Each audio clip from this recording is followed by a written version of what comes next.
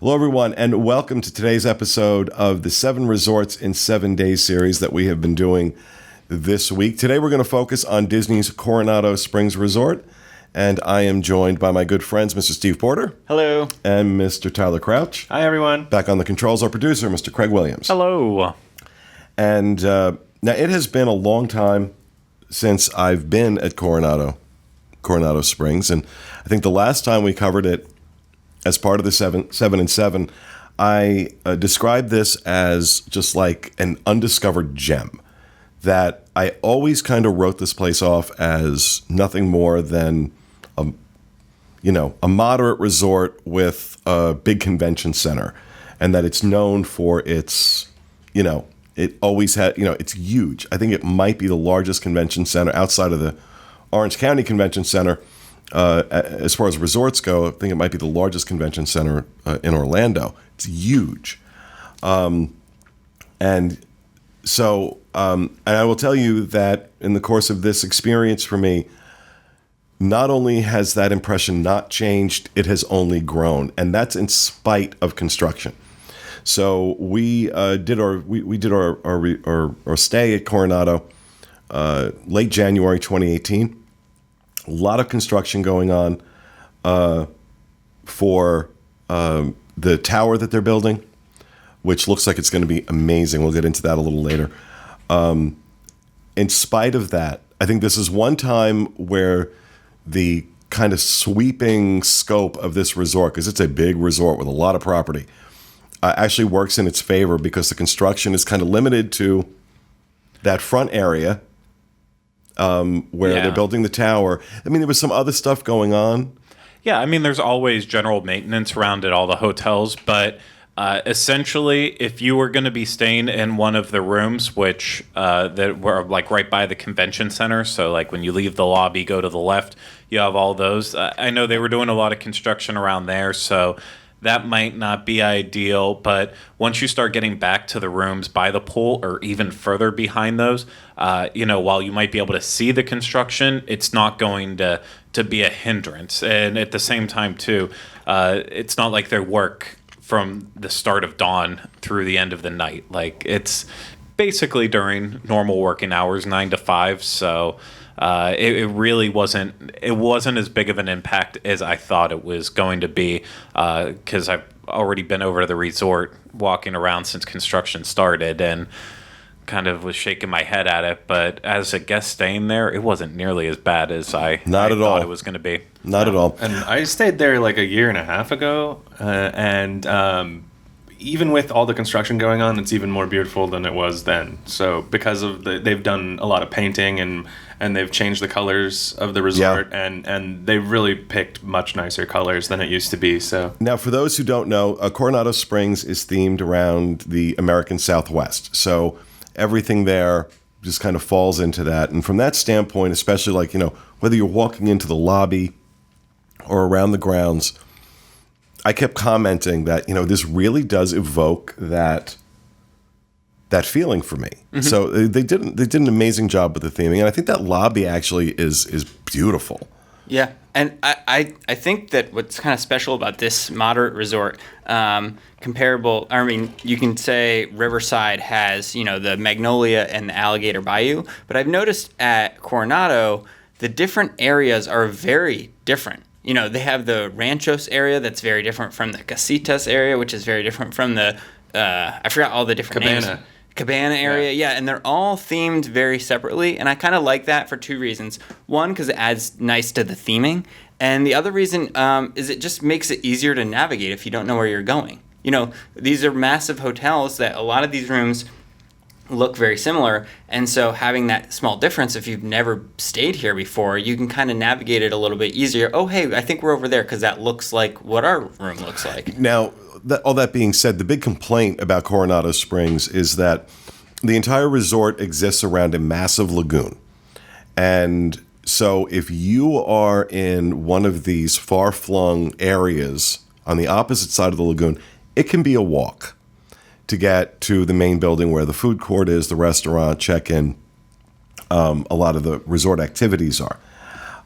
So that's something that, especially, thinking about being there in July when it's 100 degrees out with 90% humidity and you got to take a good 10-minute walk go get something to eat. That's what I was going to say. It was about 10 minutes from the furthest, from the lobby area to about the furthest back building from my experience. And of course, like some of the other moderate resorts, like Riverside and I believe Caribbean Beach had it.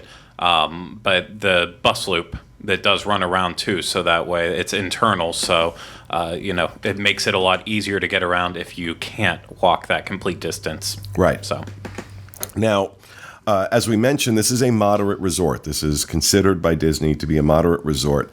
I walked away from this experience saying it's the pricing of a moderate with a lot of the feel and amenities of a deluxe. This has, and one of the things that I have to say that kind of really cemented that for me was the spa. There is a spa at Coronado Springs. I tend to forget that. I've known that. But it wasn't until we were walking around that I was like, oh, wow, that's right. They have a spa here. I thought, you know what?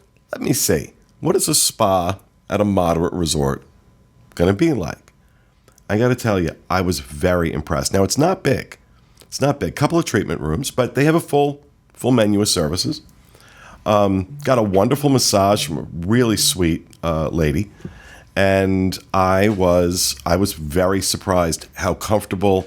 And, at first I thought it was like right behind the spa, they were doing some work and there was a jackhammer going off. I'm like, oh, this is going to be a charming massage. Didn't hear a thing. So they've, so things like that. You don't normally find a spa at a moderate resort. You find those at deluxe resorts. And not even all the deluxe resorts have one. And to go along with what you were saying about it being more like a deluxe resort is like, to me, the rooms were like just the most incredible, moderate rooms I've ever seen. That's the next thing. We got a new room. These are the newly redesigned rooms. I was absolutely floored how gorgeous that room was. They're not bigger, seemingly, but they're much more efficient. They're much more efficient, and just the way they designed them, it feels bigger. They feel more open, larger. The wood floors, the beds now lifted up off the floor so that there's room to put your luggage underneath the beds. That was tactic they've borrowed from Disney Cruise Line when the Dream and the Fantasy came online. They that was one of the big things, because space is limited in these rooms, and if you've got 4 people and 4 pieces of luggage, if you're me by yourself, you have 4 pieces of luggage. And I'm like tripping over it when I'm in a room. Really nice to be able to put them under the bed and kind of get them out of the way. Clean design, modern, still kept some of that feel. The Disney feel. The Disney feel, the Southwest feel. Yeah. It had the 3 caballeros in there. That was a really good touch. But they were subtle. Yeah, they were nice subtle touches. Of them, yeah. Mm-hmm. And then another nice little touch that they did too was because there was so much construction happening, they left a little card in the hotel room that had pins on it that had like Jose Carioca and Panchito and Donald, and they all had their construction gear on. So I thought that was a really nice thing that they added. Yeah, I mean, I think that's nice. I think they should. I really can't complain about the price, but I really think that consideration should be shown in the price you pay for the room. In this case, while I'm speaking about that, I was able to get the annual pass holder spring into 2018 room offer, $152.60 for the night for that room. Wow, was incredible.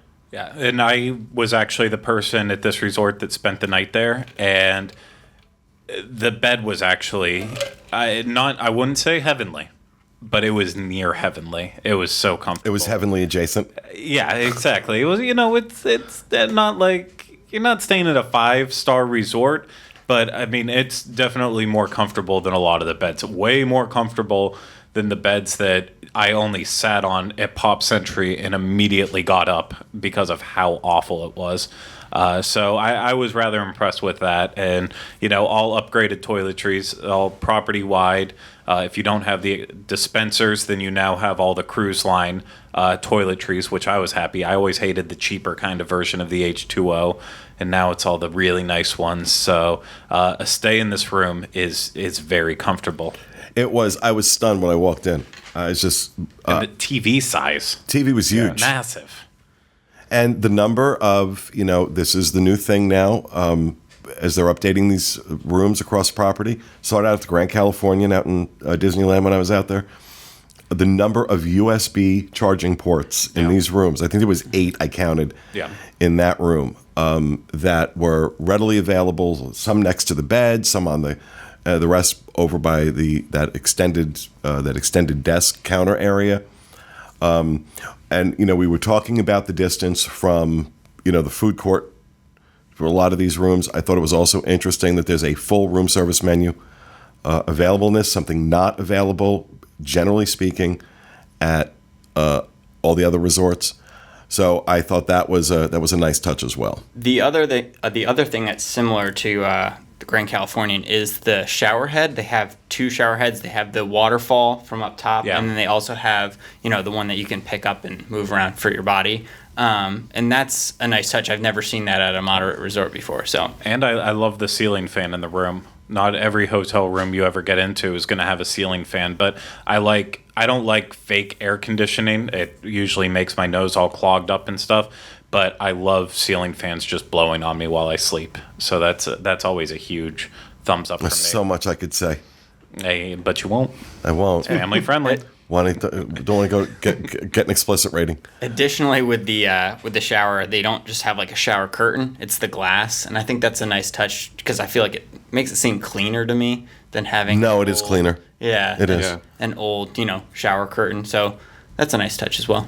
And now I did do online check-in for this resort, but I never got the text. That was because you actually, Tyler, I think you went to the front desk. Yeah, we never got the text, so we ended up just going to the front desk, and it was a pleasant experience overall. I mean, they told us where the room was pretty easily. It was quick. We were helped immediately. The only thing was, and this is not going to affect every single person because we have different circumstances. I had a room at Riverside, and and my name was on the room here, so. There was a little bit of confusion with the magic bands and the reservations and stuff. She was like, "Oh, you're staying at Riverside tonight." I was like, "Oh, but I guess I'm also staying here." So that's not something that's going to happen with everybody. But no, that's a weird thing. But it was a pleasant experience overall.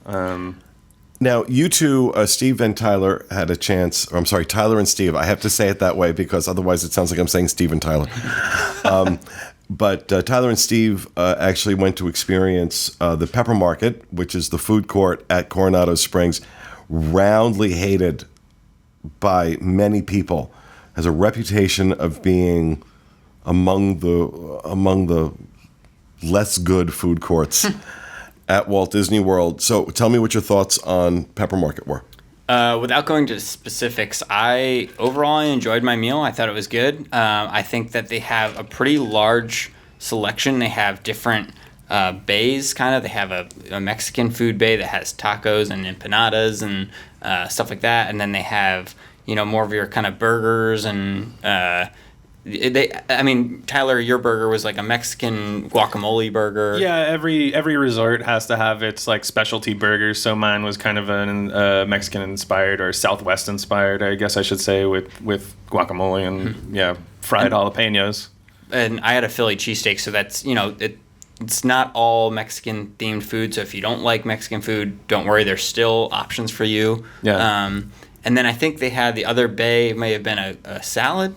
I don't remember. Yeah, they had ribs and stuff too, so it was very eclectic actually. Yeah. It was like all over the place. But I don't know. Overall, we really enjoyed our food, right? I mean, we had a good time. The only thing that, we got some cornbread, which wasn't great, but other than that. Yeah.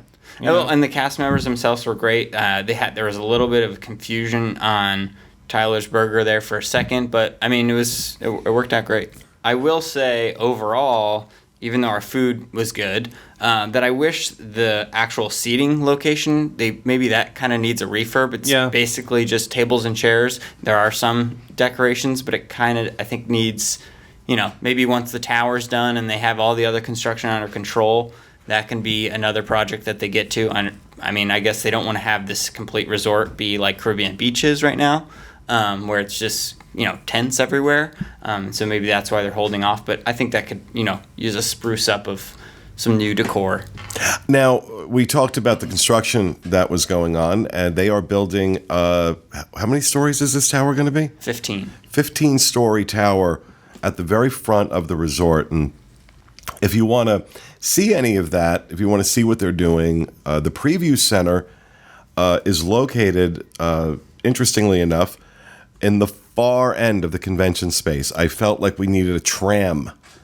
Steve's like, oh, we got to go check out the preview center. And I'm thinking there's going to be a room and there's going to be mock-ups and other stuff. And it wasn't a preview center as much as it was a preview cubbyhole. So it looked like the entrance, like you would normally expect the entrance to the bathrooms to be. But instead of there being bathrooms, there was a little mock-up of what the resort's going to look like when it's done. And then a television kind of showing what they're doing. So once I got past the shock of the preview cubbyhole, I'm kind of watching this video and what it is that the designs that they're going to have. They're going to put a restaurant, an open air restaurant on the 15th floor of this. Will almost certainly give you a view of Animal Kingdom based on where the resort is located.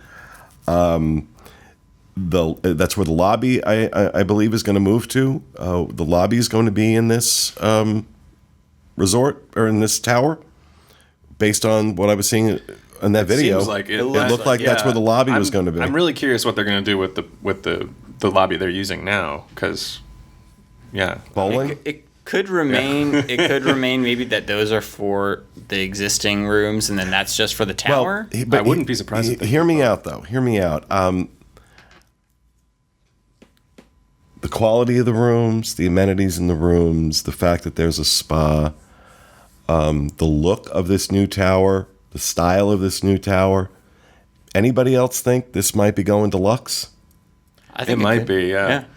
I mean, besides the location, that's the only thing I think that a lot of the deluxe resorts have is, it's either with the boardwalk or the yacht and beach, how they can walk to Epcot, or being on the monorail loop for, the Polygram Floridian type of thing. That would be the only difference to me, is that it has the location is something that you're going to have to, be aware of. Well, I think it'll be interesting to see too. We haven't even mentioned that they're going to build that restaurant and bar out in the middle of the water. Right. That's the other thing. I was mentioning that there's this massive lagoon in the middle of the resort, and they are building.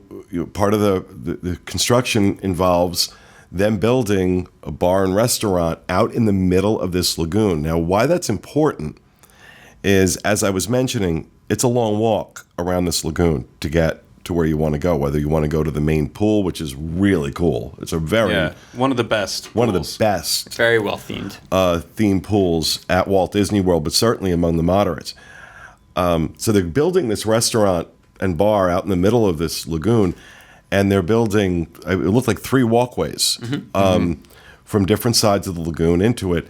It's going to make getting across that lagoon a lot quicker, as opposed to having to walk around the lagoon to get to the pool, or from the pool to the main building. You're going to be able to walk straight across the lagoon. So I think that's going to be cool. And that restaurant bar space looks like it's going to be. Yeah, and I'm curious to see how high end that place will be, because if we get more high-end restaurants at that place, then I can definitely see it being deluxe. I don't think it's going to go deluxe. I think it's going to kind of do what it was doing before, where it was moderate but still had like the club level, the concierge rooms available. I think but that project failed. That failed. Well, it was always really hard to get rooms there when my family would come into town, because they enjoyed. Yeah, but the problem was that people who stay club level are used to certain things, and it wasn't a full-on true club level experience. It also wasn't the club level price, but that's neither here nor there. But that's less important to people who are inclined to stay club level. With my thoughts on it, this is still first and foremost a conventioner's hotel. And because of that, the more bars and restaurants you have in the hotel, the more places there are to keep those people from leaving, going to Disney Springs, being able to stay right where they are. Because after 5 o'clock at this resort, there's business casual people walking throughout it like they own the place, and they do. I mean, Rick's gets overtaken right out Rick's, the lobby. Rick's is a lounge in the main building. Yeah, the main bar, once you walk outside the lobby, that just gets swarmed with business casual. That's why I enjoy staying back at the Lost City of Cibola Pool, because that's where a lot of the families... The Lost City of what? Cibola. Oh. Yeah, that's where a lot of the families hang out. So it's not as crazy there, because it's mostly conventioners at this hotel. So I think the more restaurants they get to put them in, the better off and the more happy they'll be. But I would not rule out the possibility that on some drawing board somewhere in some executive's office, there's at least the idea being kicked around of can we get away with making this a deluxe? It just feels like with the amenities and everything else, plus what they're building, I look at that as I'm watching that video for the tower they're building. I'm like, that looks like a deluxe resort. That does not look like a moderate on any level. Now, yeah, they may go to a split pricing structure where tower rooms, like they kind of do in the contemporary, tower rooms are obviously more expensive than what's considered the garden wing. But so they might go that route. It might be that the tower is going to be deluxe and the rest of it's going to be moderate. They might try, a whole thing, with a new business model. Obviously, they're expanding this. The reason that this preview center is in the convention space and not out where the rest of the guests are is because I think this is being aimed toward that market. I totally agree, and I think it's very likely that it could become either partially deluxe or whatever. But I think the only thing that's holding me back is the fact that the gondolas aren't going to be stretched. If the gondolas were being stretched to Coronado, I think then hands down this place would be a deluxe. As soon as those gondolas just the location is probably the thing holding it back the most, because it's not going to be on any of the theme park loops. So it's either going to be moderate plus or deluxe light. Exactly. Yeah. One or the other. But however you look at it, I'm going to tell you right now, for $150 a night, that room is a steal. Yes. That room is a steal. I would feel good about that room at $200 a night. And I think that, I know some people have, discovered this resort and they love it and that's where they stay. Other people, if you're looking at, Riverside, French Quarter, and there's no availability, or you don't feel like staying in a construction pit over at Caribbean Beach, you're crazy to not consider Coronado. You're crazy to not consider Coronado. Now, I know some people have tried it and not liked it.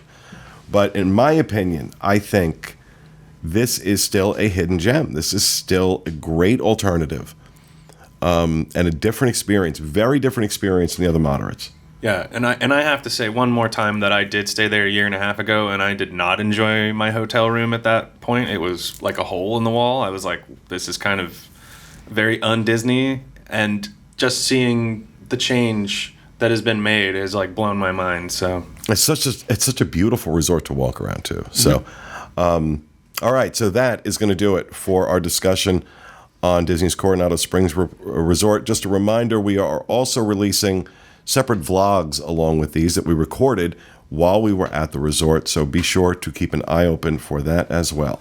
That'll do it. We hope you enjoyed it, and we'll see you again next time.